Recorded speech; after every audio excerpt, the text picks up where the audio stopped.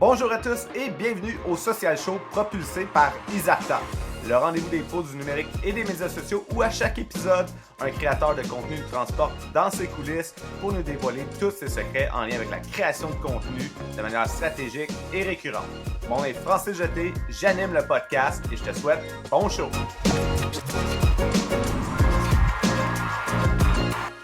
Aujourd'hui, on a la chance de recevoir Alex Martel avec nous. Puis là, Alex a fait tellement de trucs que je sais même pas comment la nommer, Alex, comment tu te nommerais toi-même? Est-ce que tu te nommes encore comme une spécialiste de la rédaction persuasive? Est-ce que tu te nommes comme une solopreneur, une serial entrepreneur parce que tu as tellement de projets avec le FWCC, etc., etc.? Comment tu te présentes maintenant? Écoute, c'est une méchante bonne question, puis c'était la deuxième personne qui me la pose cette semaine, fait que peut-être qu'il va être temps que je m'arrête à une réponse. Mais maintenant, j'ai tendance à dire genre autrice, formatrice, puis la raison pour laquelle je mets autrice en premier, c'est que je disais à une collègue cette semaine, tu sais, c'est tellement souffrant écrire un livre que genre tu l'as gagné un peu. Tellement.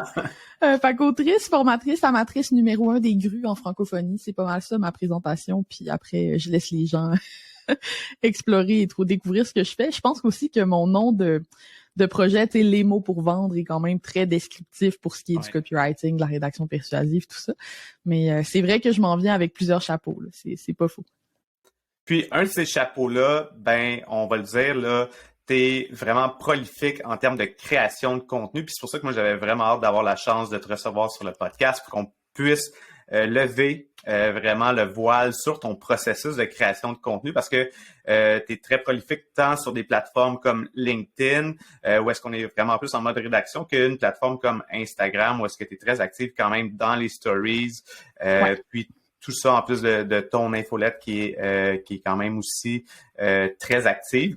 Ouais. Puis, on va parler un peu plus tard dans l'épisode du fait que tu es en train de changer un peu ton approche par rapport à ta création de contenu. Donc, miser peut-être un peu plus sur le SEO, puis délaisser un peu les médias sociaux d'une certaine manière, mais de manière stratégique. Fait qu'on va jaser de ça un peu plus tard aussi dans l'épisode aujourd'hui. Fait que, tout d'abord, j'aimerais ça que tu me parles de ton processus de création de contenu, de ta routine au quotidien. Comment tu inclus tes éléments de contenu stratégique à tes idées puis à ton inspiration. Comment ça se passe tout ça? Moi, j'aime ça, le processus, parce que ça a l'air tellement propre, tu sais. Quand on dit processus, on s'attend à ce qu'il y ait des étapes, puis que ce soit tellement organisé et logique, mais moi, j'en ai parlé souvent, j'ai un TDAH, l'organisation, c'est un enjeu pour moi en partant. Donc, quand j'ai essayé d'appliquer des méthodes un peu plus rigides pour créer mon contenu, un peu comme Isaël, mettons, fait. C'est pour ceux qui connaissent Isaël Morin, qui est tellement organisé dans sa création de contenu, ben moi, ça fonctionne pas. C'est pas des approches qui fonctionnent avec moi parce que j'ai beaucoup de difficultés, en fait, à gager mon niveau d'énergie d'une journée à l'autre, tout ça. Puis bon, souvent, le système fonctionne pendant un mois là, quand je suis vraiment excitée de le mettre en place, puis après, je l'abandonne. J'ai de la misère à créer des habitudes, en fait. Et c'est très challengeant pour cette raison-là. Donc, je te dirais que mon processus s'est fait de manière un peu organique au fil du temps, puis il a fallu que je sois patiente parce qu'au début, c'était vraiment difficile pour moi d'avoir une constance. Fait que moi, ce qui m'a aidée quand j'ai commencé, c'est d'investir en fait un endroit à la fois. Donc, quand j'ai commencé, je ne faisais que des lives Facebook. Pas genre 70 000 réseaux sociaux, là, que des lives Facebook. Et je me suis comme lancé le défi d'en faire un certain nombre pendant quelques semaines à fréquence régulière, en sachant qu'il y aurait une fin. Tu sais, moi, je suis pas bonne pour faire quelque chose qui est indéfini, mais comme me lancer un défi avec une durée qui a de l'allure pour investir un réseau social, ça fonctionne bien pour moi. Donc, j'ai commencé comme ça. J'ai fait la même chose avec LinkedIn. Donc, quelques années plus tard, je me suis dit, OK, à partir de maintenant, je publie sur LinkedIn tous les jours pendant un mois. Et là, j'ai apprivoisé LinkedIn. Fait que j'ai ajouté comme ça tranquillement des réseaux, des canaux en fait différents à mon arsenal. Si bien que jusqu'à tout récemment, je produisais du contenu sur Instagram, LinkedIn, maintenant moins Facebook là, parce que bon, c'est un réseau qui m'intéresse moins. Mon infolettre, mon blog, ça fait du stock quand même, mine de rien. Et puis, pour ce qui est de la création en tant que telle, donc de l'exécution d'un contenu, ben au début, c'était plus forcé. C'est-à-dire que quand j'ai commencé, comme j'avais pas l'habitude, comme mon muscle de création de contenu était pas très pas très musclée, ben je me lançais un défi comme je te mentionnais tantôt, puis c'était difficile certaines journées, tu sais, de savoir bon qu'est-ce que je vais écrire, qu'est-ce que je vais créer. J'essayais toutes sortes d'affaires, mais ça fonctionnait pas super bien, puis j'avais des contenus de moins bonne qualité que d'autres. Et je pense que cette étape-là, dans mon cas, était normale et nécessaire. J'avais besoin de me faire la main tranquillement. Maintenant, aujourd'hui, jeudi 16 mars 2023, ça fait quand même un bout là que j'en crée du contenu. Puis là, c'est sûr que je suis plus dans pas une routine, parce que je suis pas une personne de routine, mais j'ai comme mes petites habitudes quand même qui se sont installées avec le temps. Donc moi, comme je te disais, j'ai pas une façon rigide de créer du contenu, mais je fais des espèces de... Puis j'ai pas de piliers de contenu non plus, by the way, je crois pas à ça, les piliers de contenu, je suis fatigante, là. Mais moi, je fais une espèce de gros brainstorm, plus orienté copywriting, à peu près 2 fois par année, où je vais aller me questionner sur les croyances de ma clientèle cible par rapport à mes différentes offres. Fait que là, par exemple, pour le pricing, bon, c'est quoi les croyances que les gens doivent avoir pour acheter Ajoute un zéro, qui est mon livre sur la tarification à la valeur. Puis là, j'essaie d'aller voir c'est quoi les fausses croyances, les préjugés qui précèdent ces croyances-là. Par exemple, de la résistance que j'ai souvent pour Ajoute un zéro, c'est dans mon domaine, tout le monde charge à l'heure. Ben là, je vais créer du contenu pour défaire cette croyance-là.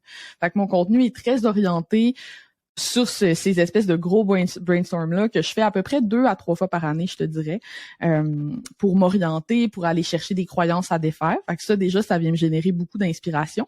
Et le reste, c'est complètement à l'inspiration selon ce qui vient. Puis là, comment je fonctionne, c'est que moi, j'utilise Bear, qui est comme une petite application de prise de notes en Markdown qui est disponible sur Mac et sur iPhone. Donc, ça se parle les deux, tu sais, c'est comme dans le cloud. Donc, j'aime beaucoup ça. Ça, c'est ma première étape. C'est mon espèce de bordel, là. C'est dégueulasse, OK? Les notes ne sont pas organisées et j'en ai vieille de 5 ans. Oh Si my c'est pas God. 6 ou 7. Si tu veux rire, là, si je remonte le plus bas possible dans Bear, j'ai des idées que j'avais notées à l'époque que j'ai jamais fait, là, genre qui sont vraiment drôles, là, tu sais, parce que je relis ça puis je suis comme, oh mon Dieu, j'étais vraiment pas où je suis aujourd'hui. Là, je suis dedans en te parlant puis tu sais, je le garde parce que ça me fait rire de voir Mais ouais. mon évolution, en fait. Mais voilà, fait que dans Bear, c'est vraiment les idées qui sont à l'état de petites choses difformes qu'on sait pas trop si ça va exister ou pas. Par la suite, si c'est une idée facile à mettre en place, donc par exemple juste une publication, tu sais, quelque chose qui s'écrit ou une infolette, tu sais, quelque chose qui se rédige en fait, souvent ça va rester dans Bear et je vais le faire quand je vais en avoir envie. Il y a pas, tu sais, c'est pas stressant pour moi la rédaction. Par contre, si c'est un contenu qui nécessite de la mise en page, tu sais, par exemple mon e-book, des trucs de pricing, ou si c'est quelque chose qui nécessite de la vidéo, ou si là ça va rentrer dans ce que j'appelle mon arène des idées, qui est comme l'étape un petit peu plus crunchy du processus là, où je fais des pitchs pour mes idées de contenu. Donc, dans le fond, je me fais des pitchs à moi-même. Ça, c'est inspiré de la méthode de Basecamp Shape-Up qui m'a été transmise par... c'est Mathieu Dumont qui m'en a parlé, en fait, de cette méthode-là.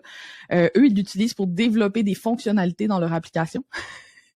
Mais c'est une méthode qui te fait faire une planification sur quelques semaines. Fait que t'as pas le droit de planifier plus loin que 6 semaines dans le temps. Moi, en fait, j'essaye même de rester à 1 mois. Et ça me permet comme ça de limiter le temps que je mets sur un contenu. Tu sais, moi, passer 6 mois sur un même contenu, c'est pas réaliste. Vu mon TDAH, je vais avoir une forte perte d'intérêt en cours de route, qui fait que probablement que j'aboutirai pas. Donc, c'est vraiment comme ça que je fonctionne pour ces projets-là. Et j'aime aussi aller me chercher une bonne dose de motivation extrinsèque. Par exemple, si je fais un e-book puis que je sais qu'il va y avoir une mise en page à faire, je prends le rendez-vous avec la graphiste d'avance. Comme ça, je suis obligée d'être prête à cette date-là pour remettre les choses à la personne que j'ai déjà payée. Ouais. J'adore ça. Fait que là, jusqu'à maintenant, là, il y a tellement d'éléments qu'on pourrait comme unpack puis essayer de zoomer in là, dans tout ce que tu as dit. Mais je pense que un des éléments clés, tu l'as bien dit, c'est qu'au début, tu t'es concentré sur une plateforme pour te permettre de l'apprivoiser. Puis surtout, te donner la chance que tu aies des contenus qui performent moins bien, puis te donner la chance que ce soit pas parfait ton processus de création de contenu. Puis l'autre élément clé, je pense, qui ressort vraiment de ce que tu nous mentionnes, c'est le fait que tu l'as adapté à ta personnalité, à qui tu es, puis tu essaies de vraiment repartir du fait que, bon, mais si toi, tu te mettais dans un cadre trop rigide, ça fonctionnerait pas. Donc, tu te laisses vraiment limiter. Puis, l'élément clé sur quoi je veux vraiment passer plus de temps, c'est le fait que tu m'as dit « Hey, moi, j'ai pas ça des piliers de contenu. » Mais là, on dirait que moi, ce que je trouve intéressant, là, c'est que tu parles d'une personne à l'autre, puis un pilier de contenu, ça peut être quelque chose de différent. Ouais. Et moi, dans ce que tu me dis, j'ai l'impression que tu as des piliers de contenu, puis tes piliers de contenu, c'est que tu pars de tes offres et tu pars de tes objectifs d'affaires. Puis ça, c'est comme c'est ton pilier de contenu, fait que tout ton contenu est créé autour de tes offres. Et donc, ça devient des piliers de contenu en quelque sorte. Ouais, c'est clair. Tu sais, c'est que en fait, moi, mes piliers de contenu, je fais pas, tu sais, il y a des gens qui vont te donner l'exemple, fais semblant que t'es un magazine ou des choses comme ça. Tu sais, moi, mes piliers de contenu, c'est vraiment dans une approche de copywriting. Tu sais, c'est-à-dire que j'essaie de voir, tu sais, les copywriters classiques là, des années genre 80, même 60, là, c'était des copywriters qui devaient convaincre avec une seule lettre de vente qu'ils envoyaient par la poste, right? Puis beaucoup de la littérature sur le copywriting, beaucoup des conseils qui se transmettent encore aujourd'hui sont très, très influencés par ces grands copywriters-là. Mais la situation a beaucoup changé avec le web. Tu sais, on n'a plus un seul point de contact avec les gens, on en a plusieurs. Puis moi, j'essaie de voir mon processus de persuasion comme quelque chose qui va au-delà de ma page de vente, en fait. Puis pour moi, le travail de mon contenu, c'est de préparer les gens à vouloir faire partie de ma gang, vraiment de filtrer les bonnes personnes, mais aussi même de changer les croyances des gens. Tu sais, moi, je crois pas tant à ça, trouver ton client idéal. Je crois beaucoup au fait que tu peux créer ton client idéal. Moi, j'ai déjà eu des croyances vraiment de merde sur le pricing et j'ai changé, donc c'est possible pour les autres aussi. Tu vas être obligé de mettre ton podcast explicite maintenant que j'ai dit merde. Ça me fait plaisir. Si tu prends le temps d'écouter le podcast, c'est la preuve que tu aimes ça apprendre puis que tu peux améliorer ta création de contenu et tes résultats. Mais si je te disais que tu peux aller encore plus en profondeur sur l'optimisation de ton contenu sur certaines plateformes, serais-tu curieux de savoir comment? C'est simple, tu as juste à te rendre sur le site d'Izarta pour consulter les sujets de formation que je donne en lien avec les médias sociaux. TikTok, la publicité Facebook, Instagram, LinkedIn, peu importe la plateforme sur laquelle tu aimerais ça en apprendre davantage, j'ai sûrement une formation sur le sujet. Tu aimerais développer ton propre podcast, j'ai aussi une formation là-dessus. Puis ça, c'est juste mes formations à moi. Il y a une foule d'autres formations données par des experts d'autres domaines, que ce soit en lien avec le marketing numérique ou plein d'autres sujets fascinants qui vont t'aider à propulser ta carrière.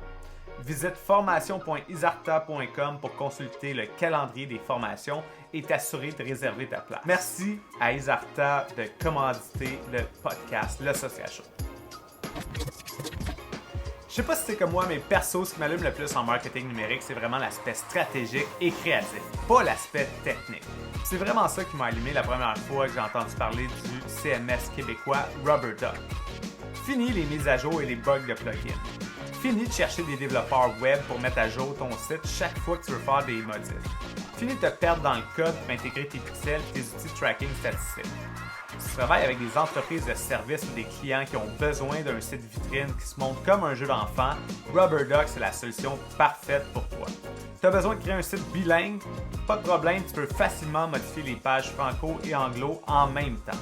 En plus de ça, c'est eux qui s'occupent du support si tes clients ont des bugs techniques. Qu'est-ce que tu veux de plus? Un chèque? Ben imagine-toi donc que RubberDuck offre en plus des ristournes aux professionnels du marketing et aux agences qui développent des sites web pour leurs clients. Visite rubberduck.io/essai pour tester la plateforme gratuitement pendant 14 jours. Un gros merci à l'équipe de RubberDuck de commanditer le podcast. De retour avec notre invité. Tu développes un peu une plateforme à la fois. Ouais. Puis là, dans ton processus, justement, tu disais, on essaie de penser aux multiples points de contact. Ouais. Toi, comment, de manière stratégique, t'amènes ton client parce que si tu n'as pas un calendrier éditorial, un calendrier de contenu vraiment planifié, comment tu fais pour amener ton client de, mettons, une fausse croyance à progresser? Parce qu'on sait sur les médias sociaux, à chaque fois qu'on fait une publication, on rejoint une portion de nos abonnés, on rejoint pas tout le monde. Et donc, comment, de manière stratégique, tu peux l'amener d'une fausse croyance à progresser, puis à apprendre, puis finalement à acheter une de tes offres? Ben, c'est là, je pense que la fatigue peut s'installer un peu là, vis-à-vis des réseaux sociaux parce que moi, mes contenus qui me permettent le mieux de faire ça, c'est pas, oui, mes publications sur les réseaux sociaux, c'est souvent mes premiers contenus. Ça va être les contenus qui vont attaquer les toutes premières fausses croyances qui sont toutes, moi j'appelle ça une échelle de croyances, là, mais qui sont tout en bas de l'échelle de croyances pour essayer d'aller attirer des nouvelles personnes. Des fois aussi, je vais faire des contenus un petit peu plus avancés pour discuter avec ma communauté qui est déjà là. Mais c'est pas nécessairement les contenus qui vont être les plus efficaces. Pour moi, c'est beaucoup de la notoriété, les réseaux sociaux, c'est beaucoup, tu sais, c'est moins mesurable. Les contenus qui vraiment font une différence, là, mon article de blog Personne veut lire ton maudit e-book, qui est un excellent exemple de ça. C'est un contenu long en 5 parties qui défait vraiment des croyances, qui présente une vision du monde / du marketing qui est vraiment spécifique et qui me permet d'aller chercher des courriels. Puis moi, c'est vraiment comme ça que j'utilise la pub. En fait, là, moi, la pub, pour moi, c'est un outil pour quand je crée un contenu qui est nettement meilleur que les autres. Tu sais, par exemple, mes 35 trucs de pricing, par exemple, personne veut lire ton maudit e-book. Ben, la publicité me permet de diffuser ce contenu-là pendant des années au lieu de lui donner une durée de vie de une semaine, 10 jours sur les réseaux sociaux. Tu sais, la plupart des canaux, là, on s'entend, ça dépend sur TikTok, ça peut être un peu plus long.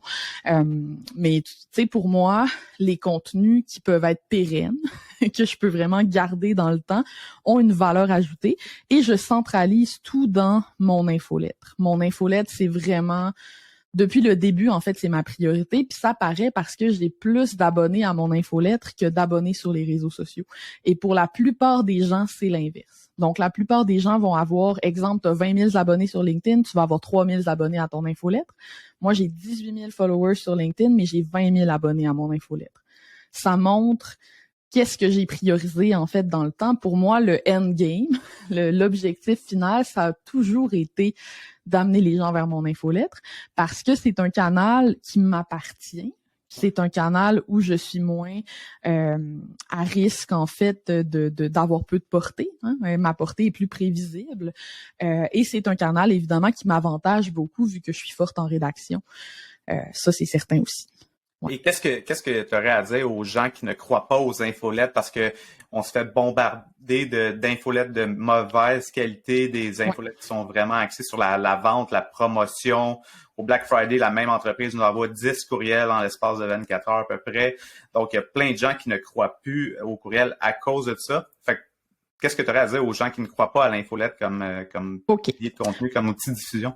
Pour moi, l'argument de l'infolettre est d'abord mathématique. Ok, il est mathématique parce que si tu publies sur LinkedIn ou sur Facebook ou sur Instagram, ou même sur TikTok, maintenant, la portée commence à diminuer pas mal. Tu vas atteindre peut-être 5% de tes abonnés. Si tu atteins 10% de tes abonnés, c'est un résultat exceptionnel sur les réseaux sociaux. On s'entend. Une infolettre avec un taux d'ouverture, bon, maintenant, les taux d'ouverture sont moins fiables, mais par le passé, c'était ça et on se doute que ça doit y ressembler encore. Une infolettre avec un taux d'ouverture de 20%, là, c'est médiocre. Là. Je veux dire, tout le monde est capable de faire ça. Fait que même l'entreprise qui envoie plein de publicités vraiment poche puis qui a une infolettre nulle à chier, genre déchet d'infolettre, va quand même mieux performer que quelqu'un qui ne publie que sur les réseaux sociaux. Juste parce que mathématiquement, il va atteindre beaucoup plus de personnes via l'infolettre. En fait, via l'infolettre, là, au minimum, si tu fais une infolettre de marde, ok, une infolettre mauvaise, plate, spammy, pas très bonne, tu vas au minimum doubler ta portée. Ok, tu vas aller chercher, tu vas passer de 5 à 10, de 10 à 20, ok, for sure. Ça, c'est le minimum. Et si tu fais une bonne infolettre, si tu rédiges une infolettre que les gens ont envie de lire, ben là, tu peux aller chercher 40, 50%. Tu sais, tantôt, on parlait, si tu touches 10% de ton audience sur LinkedIn, c'est exceptionnel. Ben moi, des fois, j'ai 10% de taux de clic sur mon infolettre. Mm-hmm. C'est majeur, la différence entre les deux. Tu sais, c'est vraiment... ça, pour moi, ça se compare pas, en fait. Oui, et parce que là, tu parles, on a un pourcentage de reach sur les médias sociaux, mais de ce pourcentage-là, il y a à peu près, si justement tu as des bonnes stats, c'est à peu près 1% des gens qui vont cliquer pour s'en aller ailleurs sur ton contenu. Fait que là, ça, c'est 1% sur une bonne stat de taux de clic sur les médias sociaux en moyenne. Mettons... toute industrie confondue, fait qu'on voit que là, c'est beaucoup plus bas, justement, qu'une infolette. Fait que les gens qui croient pas à l'infolette, ben moi, je les trouve un peu, fous, en fait. Là, je comprends pas. Tu sais, allez voir les chiffres, là, puis ils parlent d'eux-mêmes. Après, je comprends que les gens ont pas envie de faire une infolettre que les gens ont pas envie de lire. Mais toi, il y a sûrement 2 à 3 infolettres que tu aimes lire. Tu sais, ça se peut pas là, que tu sois abonné à 0 infolette que tu aimes. Là. On a toutes 1 ou 2 infolettes qu'on aime. Pourquoi est-ce que tu les aimes, celles-là en particulier? Puis toi, comment est-ce que tu pourrais être créatif avec ce format-là pour créer quelque chose que les gens, tu sais, que ta clientèle cible va avoir envie d'ouvrir aussi? Puis c'est vraiment... tu sais, moi, j'ai vu des beaux succès dans des industries, des fois un peu atypiques même pour le courriel. Là, j'avais une cliente qui travaillait pour un garage de Dodge Ram. Puis il signait les infolettres au nom du propriétaire Daniel. Puis les gens, quand ils appelaient au garage, ils demandaient à parler à Daniel, tu sais, parce que il y a pas un garagiste qui a une infolettre. Puis ça a vraiment créé un sentiment de proximité en fait avec leur audience. C'est un public cible qui est moins sophistiqué, tout ça. Moi, je pense que tout le monde en bénéficierait. Et quand je vois des entreprises se plier en 4 pour créer sans arrêt du super bon contenu sur Instagram, par exemple, sans avoir d'infolettre, ça me fait mal. J'ai mal pour eux. J'adore ça parce que moi, ma vision, c'est que les médias sociaux, c'est une partie de ton marketing numérique, mais c'est pas uniquement ça. Puis c'est important d'avoir tes autres piliers comme ton site web, ton SEO et également ton infolette là-dedans. Tu sais, si t'es fort pour créer du contenu sur tes réseaux sociaux, t'es capable d'avoir une bonne infolettre aussi. Tu sais divertir les gens, tu sais surprendre, tu sais peut-être apprendre des choses aux gens, tu sais c'est quoi qui les intéresse, tu sais rédiger une bonne accroche, tu sais c'est pas si différent que ça une infolettre là. Non, tout à fait. Puis donc là, tu me parles de l'importance de ton infolette. On parlait que ta présence sur les médias sociaux, mettons sur LinkedIn, si on prend cette plateforme-là, tu as des publications qui ont un objectif de un peu plus de notoriété. Fait que ça, c'est sur LinkedIn, donc des contenus qui sont un peu plus accrocheurs. Des fois, on mise un petit peu sur la notion d'essayer de polariser les audiences un peu, surprendre, etc. Donc, pour rejoindre beaucoup de gens. Sur Instagram, dans tes stories, tu es vraiment beaucoup en mode fidéliser ta clientèle, donc les gens qui te connaissent. Ah ouais. Puis on a un contenu qui est un peu plus behind the scenes sur Alex. Puis vraiment, justement, on a des contenus, on sent que tu as vraiment adapté ton contenu sur les stories pour ta fanbase les plus proches. Puis, absolument. donc, entre les deux, comment tu fais pour amener les gens de ces contenus-là à convertir sur ton infolette et ou sur tes autres produits? Tu as parlé un peu de la pub Facebook, entre autres, qui servait ce rôle-là, mais dans ton contenu organique, as-tu d'autres moyens d'amener les gens à convertir sur ton infolette? En fait, ça se fait naturellement. Tu sais, je fais pas des appels à l'action vraiment... c'est clair, mettons, inscris-toi à mon infolettre ou quoi que ce soit. Mais quelque chose qui fonctionne bien pour moi, c'est juste de mentionner mon infolettre dans mes posts, en fait. Donc, de parler, mettons, tu sais, dans mon infolettre de la semaine passée, j'ai parlé de telle affaire, j'ai expliqué telle chose. Ou, mettons, mettre une cap, tu sais, dans mes stories, souvent, je mettais mon infolettre. Ou un extrait crunchy de mon infolettre ou quelque chose comme ça. Puis, juste comme ça, en fait, il y a tout le temps quelqu'un dans les commentaires ou par message privé qui m'écrit pour me dire hey, « Est-ce que je peux m'abonner? » Et mon infolettre est facile à trouver sur mon site web, donc il y a beaucoup de gens qui, via ça, vont par pure curiosité aller sur mon site. Mais pour moi, c'est pas nécessaire d'aller faire des gros appels à l'action partout pour obliger les gens, ben pas pour obliger les gens, mais pour amener les gens vers mon infolette. Ça se fait naturellement, puis même j'ai déjà choisi de distribuer des très bons contenus sans demander le courriel en échange quand mes 35 trucs de pricing, c'était ça. Puis ça, c'est une stratégie que j'aime beaucoup parce que si les gens aiment te lire, en fait, puis ou te regarder, ou peu importe, mais tu sais, s'ils aiment ton contenu, puis qu'ils apprennent que tu as une infolettre, il n'y a pas vraiment une grosse persuasion à faire, tu sais. C'est beaucoup plus difficile de convaincre quelqu'un de s'abonner à ton infolettre via une pub sur un freebie, par exemple, parce que là, il n'y a aucune confiance qui a été créée entre toi et la personne qui voit la publicité. Alors que si quelqu'un a déjà été exposé à plusieurs de tes contenus, ben il va convertir vraiment plus facilement. Donc, je reviens à la pub, mais du remarketing dans ce contexte-là. Donc, cibler les gens qui te suivent, en fait, pour leur garrocher ta gratuité. C'est des pubs qui coûtent pas cher, qui fonctionnent super bien, puis qui permettent de s'assurer que les gens qui te suivent déjà, ben, savent que ton infolettre existe, en fait. Et moi, je suis paresseuse, donc c'est sûr que la publicité, j'aime beaucoup ça. Mais sinon, je te dirais, la chose qui m'a permis le plus de faire croître mon infolettre, c'est ni les réseaux sociaux, ni la pub. Pour moi, c'est les collaborations. Donc, vraiment... participer à des sommets virtuels, participer à des bundles comme Catching, participer, me faire interviewer sur des podcasts. J'ai déjà fait des échanges d'infolettres, beaucoup, surtout au début. Ce que je veux dire par là, c'est que j'ai une amie qui lançait un webinaire, quelque chose, ben je disais, écoute, moi, je vais en parler dans mon infolettre. Si toi, tu parles de mon prochain webinaire dans ton infolettre, c'est même pas de l'affiliation, là, pas en échange d'argent, juste un échange comme ça. Ça, j'en ai fait beaucoup et ça m'a amené des centaines d'abonnés là, au début. Là. Mes 3000 premiers abonnés à mon infolette, c'est organique, en fait. Complètement. Donc, c'est vraiment après, puis là, j'étais déjà très rentable. Moi, j'ai commencé à monétiser mon infolette, j'avais moins de 500 abonnés. Fait que t'es pas obligé d'avoir une grosse liste. Là, j'ai une grosse liste, c'est le fun parce que je peux vendre des plus petits produits et les rentabiliser quand même. Ça, c'est sûr. C'est vraiment intéressant parce que je pensais même pas parler d'infolette aujourd'hui avec toi, mais on a été là, puis c'est parfait. Fait que là, on parle de vraiment multiples formats de contenu. Est-ce que ça arrive à Alex Martel d'avoir le syndrome de la page blanche? Tantôt, tu nous as dit que t'es vraiment bonne à prendre en note toutes tes idées, mais est-ce que des fois, même si tu as accès à toutes ces idées, là, est-ce que ça t'arrive que des fois, tu manques d'inspiration et t'es comme un genre de syndrome de la page blanche? Sincèrement, là, non. Honnêtement, non.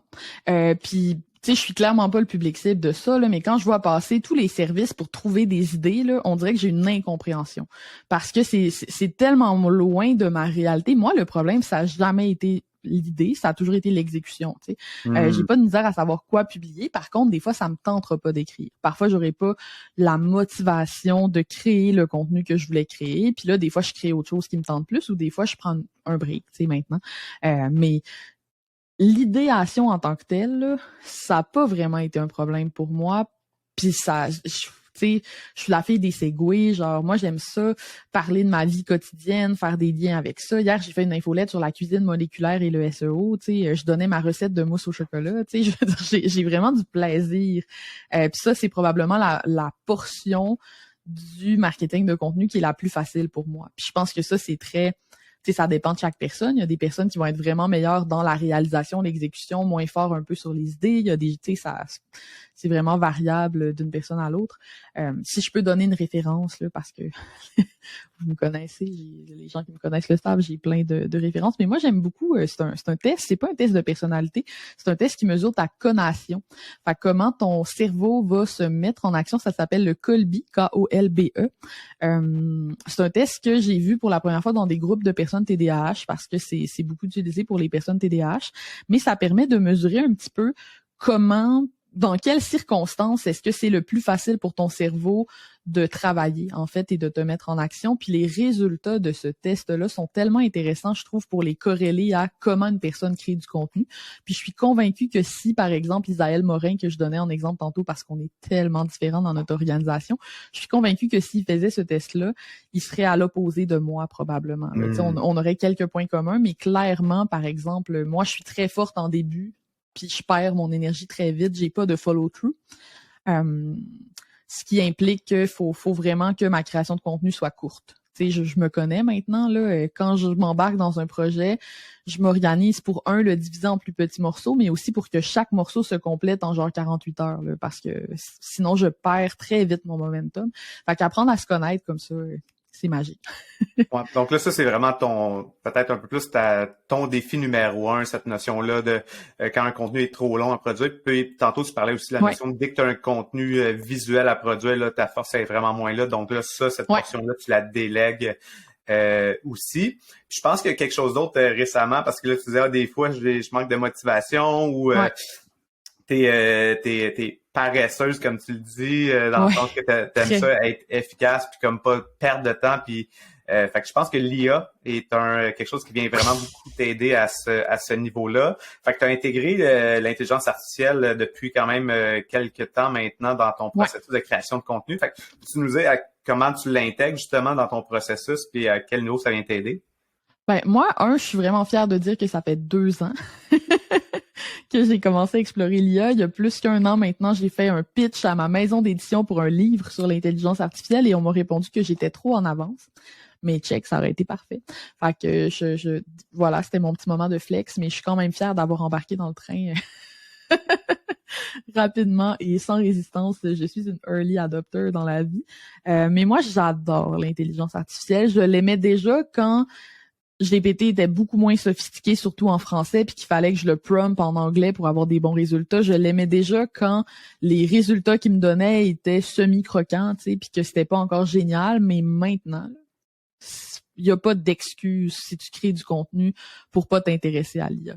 En fait, si tu ne t'intéresses pas, même si tu l'utilises pas, là, si au minimum tu t'intéresses pas à l'IA, à ce qu'on est capable de faire avec ça, à comment ça fonctionne, tu vas rapidement être dépassé. Il y a des types de contenus maintenant qui sont en train de perdre toute valeur. C'est déprimant, là, mais c'est vrai. Moi, je pense beaucoup, par exemple, hier, je donnais un exemple dans mon infolettre, en fait, parlant de mon infolettre. Mais hier, je donnais un exemple, je parlais de cuisine moléculaire, là, bref, longue histoire, mais je montrais qu'avec un prompt complètement con, là, tu sais, pas compliqué, un prompt, c'est la commande que tu vas écrire dans l'IA pour ceux qui connaissent pas ça, mais avec un prompt vraiment basic, là, par exemple, écris un article pour initier les gens à la cuisine moléculaire, ok, c'était juste ça mon prompt. Il est capable de me produire un article de plusieurs centaines de mots sur le sujet qui ressemble à tous les articles de base sur le sujet que tu obtiens quand tu recherches sur Google. Et ça, ce que ça veut dire, c'est que d'un point de vue SEO, tous les contenus comment faire X qui ne sont pas recherchés, qui apportent pas une touche différente, qui apportent pas, ça n'a plus aucune valeur. C'est déprimant, là, mais c'est ça. C'est tout ce que les rédacteurs rédigeaient un peu par automatisme. Genre, tu sais, tu avais un brief d'un client, écris-moi un article sur tel sujet, tu faisais une petite recherche boboche, puis t'écrivais un article genre de 1100 mots sans trop te forcer, là. Ça n'a plus de valeur. Ça ne vaut plus rien. Puis moi, ce que j'aime de l'IA, c'est que ça va forcer les gens, s'ils veulent continuer à se démarquer, en tout cas dans leur création de contenu, à créer, moi, ce que j'appelle des contenus à valeur humaine ajoutée. C'est-à-dire des contenus plus éditoriaux, des contenus où tu vas apporter ta propre recherche. Fait que, tu sais, l'IA est informée de ce qui s'est passé jusqu'à telle date, mais l'IA peut pas aller sur le terrain interviewer des gens. Tu sais. Donc, tout ce qui est aller chercher des opinions d'experts. De plus en plus aussi, on va citer nos sources, parce que l'IA est pas très douée pour citer ses sources. Tu sais. Fait que ça va avoir beaucoup de valeur, je pense, pour les gens. Ça va apporter de la crédibilité, qu'on explique d'où vient l'information, parce que sinon, les gens vont se dire, bon, c'est-tu juste quelque chose qu'il a produit avec l'IA?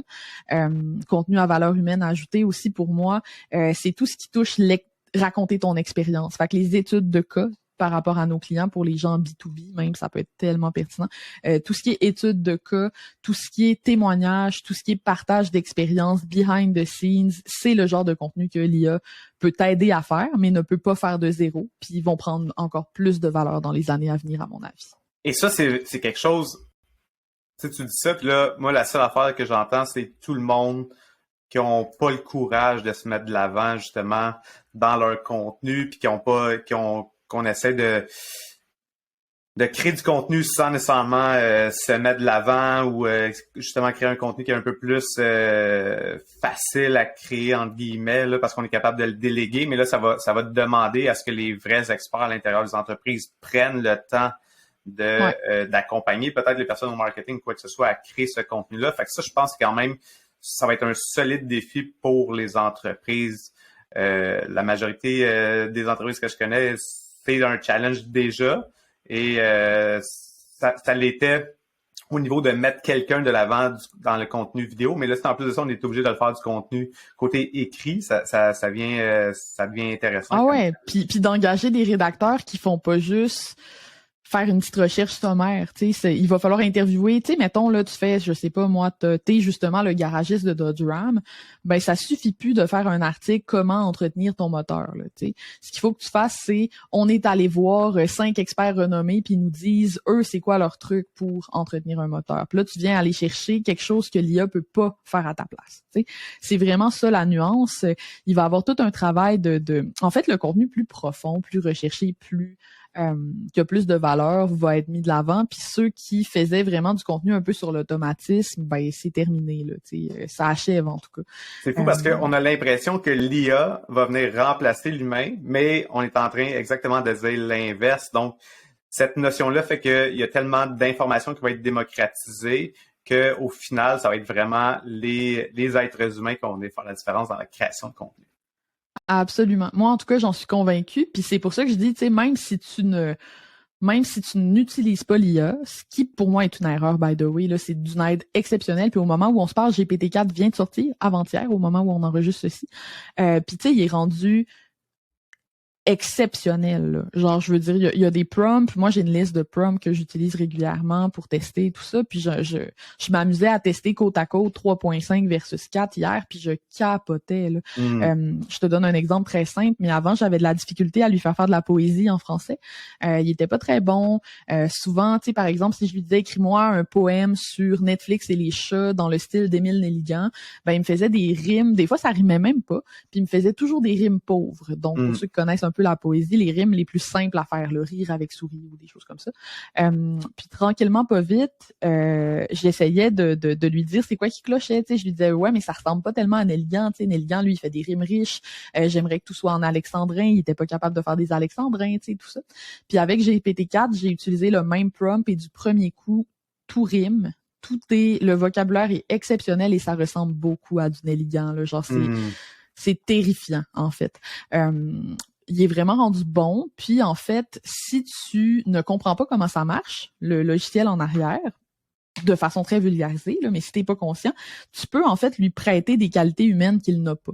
Tu sais, c'est facile de se laisser berner par GPT puis de penser qu'il est plus intelligent qu'il l'est en réalité. Parce que GPT, ça reste un modèle statistique, hein, ça reste des mathématiques. Il n'y a pas d'intention, il n'y a pas de vision, il voit pas vraiment où il s'en va.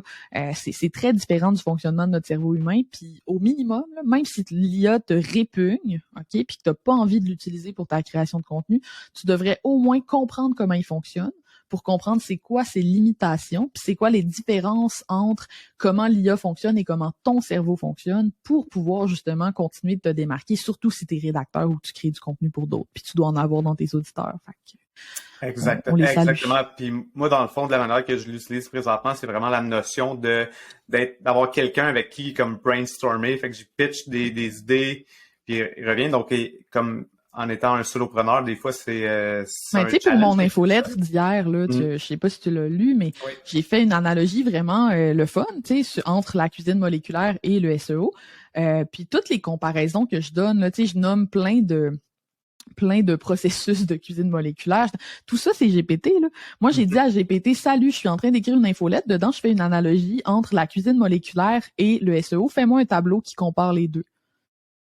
Puis il fait carrément un tableau. J'ai un prompt qui génère des gifs animés. Dans le fond, qui fonctionne avec du markdown, là, c'est pas très compliqué, mais où je lui donne des termes, ok? Fait que je lui dis, mettons, je lui décris un peu le gif que je voudrais. Donc, je voudrais un gif avec une grue de construction, par exemple. Puis après, GPT va me sortir 5 gifs animés de grue automatiquement. Tu sais, j'ai plein de prompts comme ça, purement utilitaires, pour m'aider dans ma création de contenu, en fait. Et c'est vraiment fabuleux. Puis pour trouver des synonymes, des antonymes, pour moi, je capote, là. C'est vraiment génial comme outil.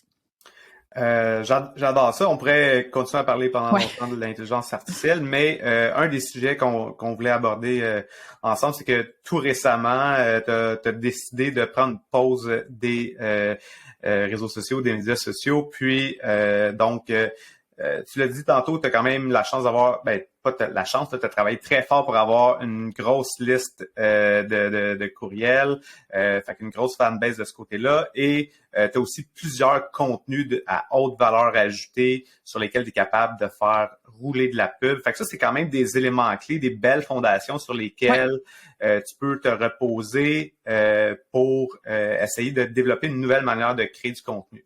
Fait que je sais pas si tu peux nous parler un peu de cette vision-là que tu as de où est-ce que tu étais en termes de création de contenu, puis vers où tu t'en vas avec cette pause-là, cette nouvelle manière-là d'utiliser les médias sociaux. Les réseaux sociaux. Yes, parce que ce qu'on voit beaucoup sur les réseaux sociaux, c'est des départs drastiques, que moi j'appelle. C'est-à-dire des personnes qui disent « je n'en peux plus, je ferme tous mes comptes ». Et by the way, il y a plein de compagnies qu'on aime et apprécie et plein de célébrités qu'on aime et apprécie qui n'ont aucune présence sur les réseaux sociaux et qui réussissent très bien. Lush, par exemple, se sont retirés complètement des réseaux sociaux en 2019 et la compagnie existe encore, là, tout est sous contrôle. T'sais. Apple se sert jamais de ses réseaux sociaux. Il y a plein de grosses compagnies puis de compagnies intéressantes qui sont pas sur les RS du tout. Fait que je veux juste souligner que c'est possible. d'avoir une approche drastique. Mais moi, j'aime ça, les réseaux sociaux. Tu sais, ultimement, là, puis ça, c'était important pour moi de le communiquer correctement quand j'ai expliqué pourquoi je quittais. Je quitte pas les réseaux sociaux parce que je les aime pas. J'aime les réseaux sociaux, j'aime échanger avec les gens dans mes stories Instagram, j'aime des conversations que j'ai sur LinkedIn, j'aime créer aussi, j'adore créer du contenu. Ça me fait vibrer, j'aime ça.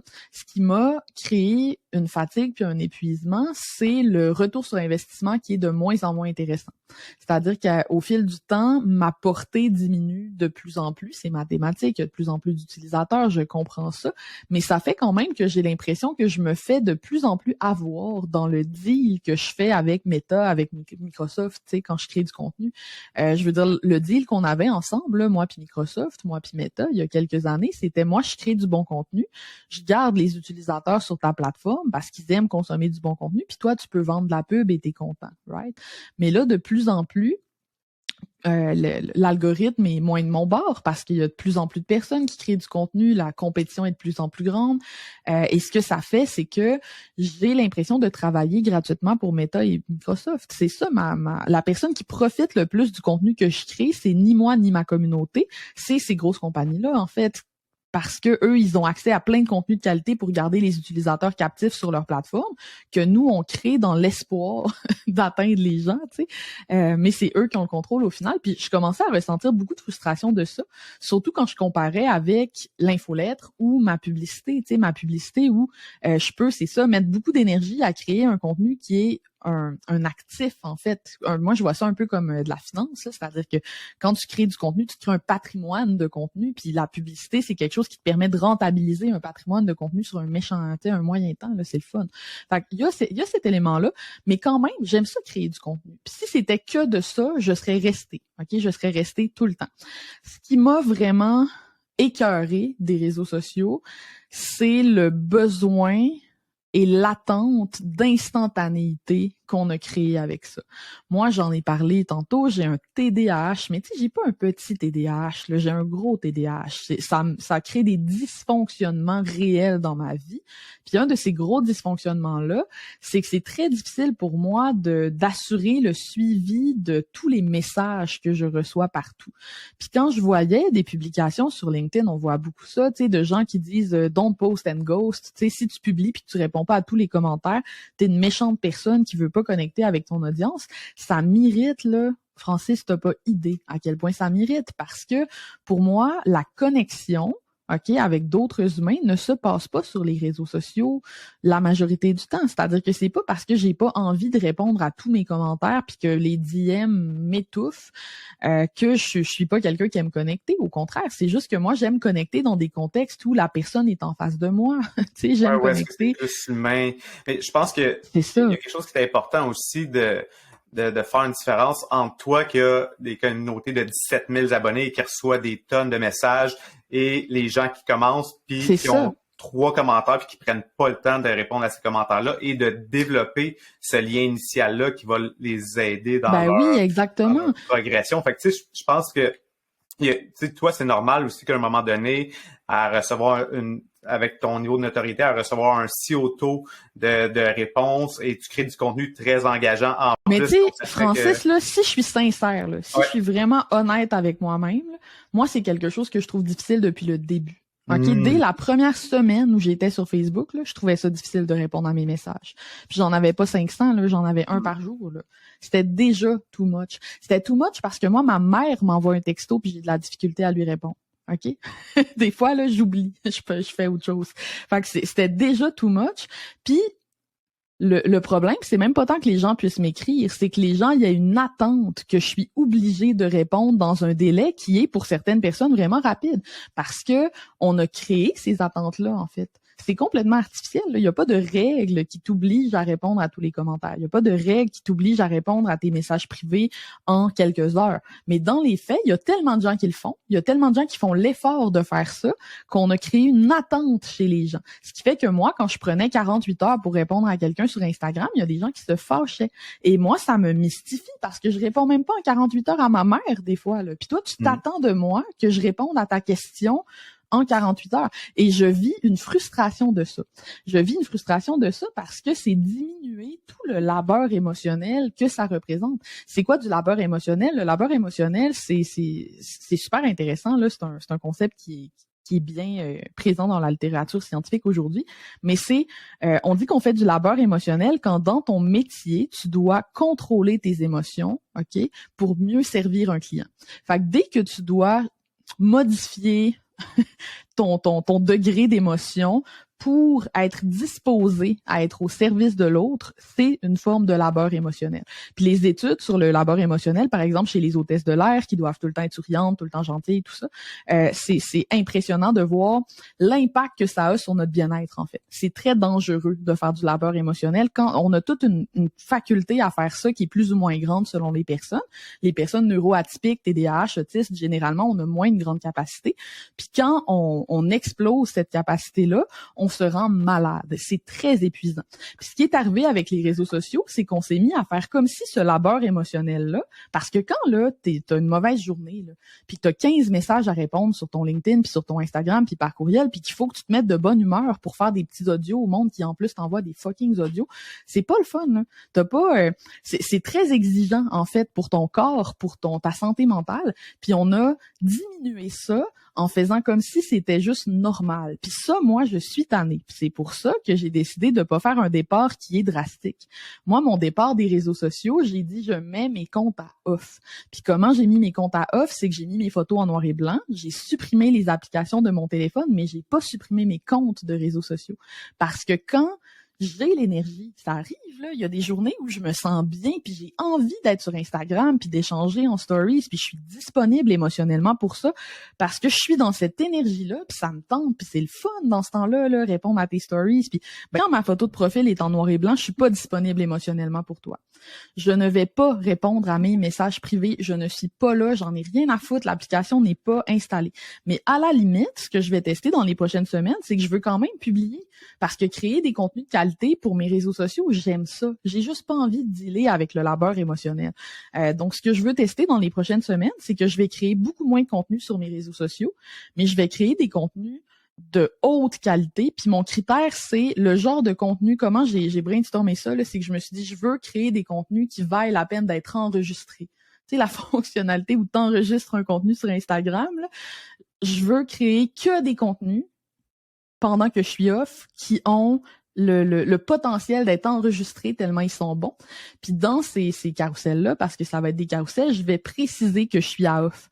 Donc, il va y avoir une slide dans le carrousel qui dit « Hey, en passant, si t'es nouveau, tu sais, je suis à off, je réponds pas à mes commentaires, je suis pas là en ce moment. » Mais quand j'ai envie, quand je suis disponible émotionnellement, là, je peux mettre la switch à on.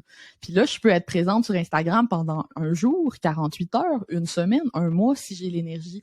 Mais je trouvais ça intéressant d'essayer, en tout cas, de me laisser cette latitude-là de redéfinir les attentes de ma communauté envers moi, en fait, puis de communiquer aux gens comment ça me fait sentir d'être obligée d'être disponible tout le temps, puis de communiquer aux gens quand est-ce que je me sens prête à avoir cette disponibilité-là, puis quand est-ce que je l'ai pas. Puis si je réussis mon pari, là, si ça fonctionne, mon affaire, puis que je suis capable de switcher entre les deux quelquefois dans l'année, puis de vivre des beaux moments sur les réseaux sociaux, mais de me retirer quand je suis fatiguée, pour moi, ça va être une énorme victoire, puis ça va juste avoir amélioré mon rapport au RS, pour vrai, là. J'adore ça parce que quand j'essaie d'accompagner des entreprises qui créent du contenu sur les médias sociaux, que je donne des formations, c'est un des éléments clés sur lesquels j'essaie vraiment beaucoup de communiquer. Tu sais, on se met beaucoup de pression à publier à tous les jours, de publier beaucoup de contenu pour être top of mind ou pour faire plaisir à l'algorithme. Mais en fait, c'est ça la notion, c'est de dire est-ce que je peux créer moins de contenu, mais créer peut-être un contenu qui a plus haute valeur ajoutée et de diminuer cette notion-là des attentes. Fait que, entre la récurrence et avoir une fréquence, tu sais, stable et fait que il y a ça qui est vraiment important de ce que tu dis, je pense. Puis l'autre élément, c'est tu parlais du labeur émotionnel. Tu sais, je pense il y a beaucoup d'entreprises où est-ce que on on délègue la notion de gestion de communauté, de gestion des commentaires à des jeunes adultes qui débutent dans le monde du marketing ou des communications, puis ils ont peut-être pas les outils pour gérer tous ces commentaires-là. Fait que cette notion-là de labeur émotionnel, moi, pour avoir géré des gros comptes où est-ce qu'on reçoit beaucoup d'insultes ou de commentaires négatifs ou quoi que ce soit, je sais que c'est dur, mais moi, j'avais un background d'avoir travaillé déjà dans le monde du service à la clientèle, de la vente, etc. Donc, j'avais les outils pour faire face à ça, mais effectivement que c'est pas tout le monde qui ont ces outils-là puis qui peuvent faire face à oui, puis de pas diminuer la tâche. Ouais. Tu sais, j'ai l'impression que des fois, les entreprises font comme si c'était facile. Tu sais, t'as juste à répondre au monde sur Facebook, mais c'est épuisant, c'est très épuisant. Puis moi, je vois beaucoup, tu dois en voir toi aussi, tu sais, des jeunes GMS, justement, qui se brûlent complètement puis qui quittent le métier pour faire autre chose, là, parce que cette portion-là les a fatigués. Puis c'est même pas juste les commentaires négatifs, tu sais, parce que même un commentaire positif, quand toi, t'es pas disposé à avoir une conversation super positive avec la personne, par exemple, parce que tu viens d'avoir une mauvaise nouvelle ou quoi que ce soit, ben tu vas quand même faire du labeur émotionnel pour supprimer ton émotion, pour bien accueillir la personne. C'est ça du service client. Ouais. Puis on sous-estime en fait l'énergie que ça prend. Puis déjà, les employés qui ne font que ça sont fatigués. Tu sais, je parlais tantôt des hôtes dans les avions, les hôtesses. Mais imagine quand c'est juste une partie de ton travail que tu ajoutes par-dessus tout le reste en faisant comme si c'était normal de faire ça. Ouais. Alors que en soi, c'est une tâche qui est très exigeante. Et qu'en plus, souvent, elle n'est même pas considérée dans la charge de travail, dans le sens que c'est souvent, elle fait ça après avoir créé ton contenu, tout le publié, reste. etc. Donc, ouais, effectivement, c'est un sujet vraiment très intéressant. Mais moi, je pense qu'en entreprise, il devrait avoir une rotation. Tu sais, ça devrait pas toujours être la même personne qui fait ça. Ça n'a pas de sens. En fait, ça devrait être décentralisé. Souvent, moi, ce que je recommande, c'est de le décentraliser, de l'amener justement au service à la clientèle, de donner les accès. C'est pas parce que tu es le gestionnaire de médias sociaux qui crée les contenus, qui publie, que c'est toi qui devrais être nécessairement en charge de la gestion des commentaires. 100% d'accord. Ouais, fait que tellement de sujets intéressants qu'on a abordés depuis le début. J'aimerais ça peut-être que tu nous parles, peut-être en terminant un peu de la notion de dire comme, tu sais, toi présentement, tu as testé vraiment plusieurs plateformes comme créatrice de contenu. Puis, est-ce qu'il y en a une que tu préfères présentement? T'es rendu où avec ta relation avec les plateformes médias sociaux? Moi, pour les médias sociaux, ben là, c'est sûr que je suis complètement en dehors des médias sociaux, fait que c'est comme particulier. Puis je sais pas si ça compte comme un média social, mais moi, je nommerais Discord. Je nommerais Discord parce que même si c'est pas un réseau social qui est traditionnel, tu sais, c'est pas un réseau social où tout le monde est dans la même l'espèce de même fil d'actualité, c'est plus un réseau social axé sur des communautés, puis là, tu rejoins chaque communauté. Mais moi, j'adore Discord, puis plus je découvre Discord, plus je vois le potentiel. Tu sais, mon membership, par exemple, Joyeux Chaos, qui est basé sur Discord, est super le fun pour moi parce que je fais des moments audio avec les membres, on se fait des petites causeries des fois. C'est vraiment plaisant, puis je peux tout automatiser, tu sais, avec les robots, les automatisations qu'on peut faire sur Discord, on peut vraiment faire vivre des expériences qui sont spéciales aux gens. Puis en étant sortie des réseaux sociaux depuis quelques jours maintenant, ben j'y passe encore plus de temps, tu sais, je suis dans plusieurs communautés sur différents sujets, j'ai aussi un Discord un peu plus semi-privé avec des amis pigistes, puis c'est vraiment... En fait, je pense qu'il y a un potentiel pour les marques sur Discord qui est encore sous-exploité, beaucoup en francophonie. Tu sais, je suis dans le Discord, par exemple, de OpenAI, justement, pour GPT, puis c'est beau de voir comment ils l'utilisent vraiment intelligemment pour aller chercher du feedback, pour connecter avec les gens qui tripent sur l'IA, pour nous donner des petites exclusivités. On est tout le temps les premiers à savoir c'est quoi qui se passe. Tu sais, c'est sur Discord qu'ils ont annoncé en premier GPT-4, c'est sur Discord. Fait que j'ai hâte de voir plus d'entreprises francophones investir ce réseau-là qui est un peu atypique, mais qui permet une connexion vraiment différente avec les gens, puis qui, du point de vue de l'utilisateur surtout, comme les gens ont vraiment plus de contrôle sur quelle communauté ils visitent à quel moment, puis tu peux vraiment dans Discord contrôler de manière granulaire tes notifications, je trouve que ça crée un meilleur rapport, tu sais, d'un point de vue justement du labeur émotionnel, de l'accessibilité, tout ça. Fait que j'ai hâte de voir comment ça va évoluer. On jase encore une fois du défi d'avoir les bonnes ressources pour gérer des communautés. quand je parle de l'importance présentement, là, un groupe Facebook a quasiment 2 fois plus de visibilité dans les fils d'actualité qu'une page Facebook. Et quand on parle de gérer des groupes Facebook avec des communautés que tout le monde peut publier, c'est déjà un cauchemar pour certaines entreprises d'entendre ça. Ouais. Là, mais ce qui est le fun avec l'aspect technique de Discord, je pense qu'il y a plein d'entreprises qui sont comme non. Ça leur fait peur, tu sais, c'est ça. Mais c'est tellement le futur. Puis d'après moi, d'ici quelques années, on va en voir de plus en plus. Puis ce qui est cool sur Discord pour la modération, justement, c'est que ça peut être très automatisé par les robots. Puis c'est très efficace. Entre autres, même OpenAI là travaille sur des robots propulsés par GPT qui peuvent identifier les messages soit haineux, soit problématiques, etc., etc. Fait que c'est vraiment c'est ça. C'est une belle solution aussi, je trouve, même pour les options de modération qui sont beaucoup plus évoluées que dans les groupes Facebook, notamment parce que ça vient de l'univers du gaming, puis les gamers sont pas connus pour être les plus polis. Ouais, exact. Voilà. Tu l'as dit tantôt, tu es un early adopter. Oui. Fait que là, tu utilises vraiment beaucoup d'outils dans ton workflow. C'est quoi ton outil préféré présentement que tu pourrais pas te passer dans ton processus de création de contenu? GPT-4, ouais. For sure. Si on y va avec le deuxième, Miro. Fait que le Miro whiteboard, pour le brainstorm, les tableaux. Je m'en sers même pour faire des outils dans mes formations en ligne. Maintenant, c'est un outil qui est très bien conçu, facile d'utilisation, facile à prendre en main, puis qui esthétiquement est joli, ce qui est important pour moi. Puis sinon, une nouvelle découverte pour moi, je connaissais pas ça, Walling.app, qui permet de créer une espèce de mur sur lequel tu peux mettre autant des notes que des images, c'est un peu comme un Trello plus libre et plus beau. Mais c'est super pour brainstormer puis organiser, tu sais, du contenu. Puis sinon, pour celui-là aussi, il faut vraiment que je le nomme là, parce que je m'en sers beaucoup puis on n'en a pas parlé. Mais pour organiser mes connaissances plus. Pas tant mes idées que mes connaissances. Donc, tu sais, moi, je suis quelqu'un qui va citer des études scientifiques dans ses contenus. J'ai souvent des sources.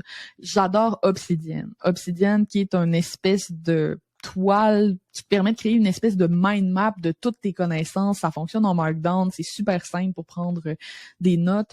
Il intègre avec Zotero pour les gens qui font de la recherche pour avoir les notes de recherche, rédigées de la bonne façon, là, en fonction de peu importe c'est quoi le guide que tu utilises. C'est du génie. Fait que vraiment, c'est pas mal ça mon stack ces temps-ci, là. Ouais. Très cool. Puis là, on a parlé de tes outils préférés. Ça serait qui tes créateurs de contenu préférés qui t'inspirent le plus? Clairement, Isaël Morin, que j'ai nommé tantôt parce que moi, j'aime ça suivre des gens qui sont vraiment différents de moi. Puis Isaël, c'est ça, il crée des contenus vraiment aboutis. C'est quelqu'un de très organisé. C'est intéressant pour moi de voir comment il fonctionne. Puis j'aime aussi, je te dirais, même comment il mise beaucoup sur la relation humaine pour bâtir son entreprise, organiser des 5 à 7, tout ça. Je trouve que ses stratégies sont intelligentes et intéressantes. C'est super cool ce qu'il fait. Sinon, des créateurs de contenu qui m'inspirent plus du côté anglophone, j'aime beaucoup Elizabeth Goddard, que je cite souvent, qui est paresseuse comme moi. Son format d'infolettre, entre autres, me fascine parce que c'est très loin du mien et ça fonctionne très bien quand même. C'est quelqu'un qui va faire des infolettres super courts. Genre, c'est super court, là, ces textes-là. Ça n'a pas de bon sens. C'est un petit paragraphe ou 2 gros maximum, où elle te donne une réflexion, un truc, peu importe, en lien avec le marketing en ligne. Puis en dessous, c'est juste de la promo. Fait qu'il y a tout le temps le petit truc, puis en dessous, tous ces programmes qui sont en vente en ce moment ou quoi que ce soit. Mais les gens restent abonnés quand même parce que le petit truc, là, il est super précieux, il est crunchy, il est le fun, tu sais. Puis je trouvais ça créatif, je trouvais ça intéressant. Sinon, je suis religieusement Ryan Law. OK, là, je suis vraiment partie loin. Mais qui travaille pour Animals, qui est une agence de création de contenu anglophone, mais qui, pour moi, sont peut-être les plus visionnaires dans leur contenu de blog, qui est toujours de très grande qualité. Ils font des analyses, sont un peu futurologues. Là, ils avaient prévu beaucoup de choses par rapport à l'AI. Font beaucoup de contenu éditorial pour leurs clients. Ryan, en tant qu'individu, il fait aussi des blog roasts où il défait. Tu sais, analyse des publications de blog, puis il explique pourquoi c'est bon ou c'est pas bon. Puis ce gars-là, je trouve que c'est un génie, il m'inspire beaucoup, je le suis sur Twitter, je vous le recommande. Puis sinon, pour revenir encore en français, une petite dernière, mettons, pour la forme. Il y en a tellement, là, c'est difficile pour moi de choisir, mais dans un domaine différent du marketing, tu sais, parce que moi, vu mes intérêts, je suis beaucoup de marketeur. J'aime beaucoup Karine d'Atypiquement Parfaite qui parle de human design. Donc, vraiment un truc spirituel, tu sais, qui peut être à la limite B2C, tu sais. Puis Karine crée des contenus de grande qualité, je trouve, dans ses carousels Instagram. Et ça fonctionne vraiment bien. Tu sais, les gens repartagent. Moi, j'enregistre souvent ces carousels. Puis en même temps, c'est pas compliqué. Fait que ça m'inspire. J'aime ça voir ce qu'elle fait. C'est très beau. Son podcast aussi est intéressant. Fait que voilà. Puis finalement, si tu avais une pièce de contenu que toi, tu voudrais que les gens découvrent s'ils te connaissent pas encore, ou ça serait où tu t'aimerais les envoyer? Mon livre. Tu sais, pour vrai, c'est une pièce de contenu, mon livre, là. Puis c'est la pièce de contenu qui a été la plus souffrante pour moi. Comme c'est aussi la plus longue, et je vous l'ai dit, les contenus longs, c'est difficile pour moi, puis j'en suis vraiment fière, tu sais, il a été retravaillé avec une éditrice, ça paraît, c'est vraiment un contenu qui est de grande qualité, puis les gens qui me découvrent par mon livre, ils tombent en amour avec mon style, avec qui je suis, tout ça, ils passent... je sais pas, ça prend peut-être 2 heures à lire, 1h30, 2 heures selon ta vitesse de lecture. Les gens, ils passent 2 heures avec moi, là, à apprendre à me connaître, puis après leur lecture, tu sais... c'est ça. J'ai quasiment l'impression que c'est de la télépathie, des fois, un livre. C'est cool. Ben, en fait, moi, je trouvais ça, moi, j'ai acheté ton livre, puis je trouvais ça vraiment intéressant de te lire sur un autre médium. Fait que, tu sais, je l'ai acheté en papier, donc de te lire sur papier versus sur un écran, je trouvais ça vraiment intéressant. C'est comme différent un peu, même si c'était le même ton, la même voix en arrière, mais il y avait un petit quelque chose de différent, je trouvais. Ouais, c'est savoureux. Ben, les phrases sont plus longues, il y a des paragraphes. Tu sais, t'as toute une notion d'accessibilité sur Internet à cause que les gens lisent sur leur cellulaire qui fait qu'on fait énormément de sauts de ligne. En print, c'est moins nécessaire. Tu sais, c'est intéressant. Ouais. Très cool. Alex, merci beaucoup d'avoir partagé toutes tes connaissances. On a été vraiment des endroits où je croyais pas aller. Fait que merci pour ton beau partage. Ça m'a fait grand plaisir. Merci de m'avoir invité, Francis. C'était le fun. Si tu t'es rendu jusqu'ici, je veux te dire merci d'avoir pris le temps d'écouter l'épisode au complet. On sait qu'il y a une tonne de contenu sur Internet, donc que tu sois là jusqu'à la fin, ça me touche vraiment. Je vais aussi prendre le temps de remercier Isarta, qui est le commanditaire officiel du Social Show. D'ailleurs, je t'invite à aller visiter le formation.isarta.com pour voir toutes les formations en lien avec le marketing numérique, dont quelques-unes de mes formations à moi. Finalement, un autre élément qui pourrait t'aider dans ta création de contenu, c'est la machine à contenu. C'est quoi ça, la machine à contenu? C'est simple, c'est un outil que je suis en train de développer qui va vraiment t'aider à toutes les étapes de ton processus de création. De l'idéation à la gestion de tâches, en passant par l'analyse des statistiques et tout l'aspect stratégique de la création de contenu. Tout ça, c'est dans un seul outil. Ça s'appelle la machine à contenu. Donc, visite machineacontenu avec un s.com pour te mettre sur la liste d'attente et pour savoir tous les détails en lien avec cet outil. Je ne te remercie pas plus longtemps, je te dis merci et à la prochaine.